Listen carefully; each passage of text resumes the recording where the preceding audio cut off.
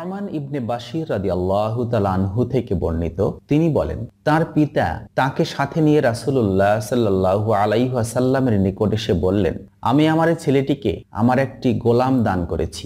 রাসূলুল্লাহ সাল্লাল্লাহু আলাইহি ওয়াসাল্লাম বললেন, তোমার সব সন্তানকে কি এরূপ একটি করে গোলাম দিয়েছ? তিনি বললেন, না।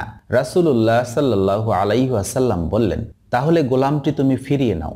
বুখারী ও মুসলিম।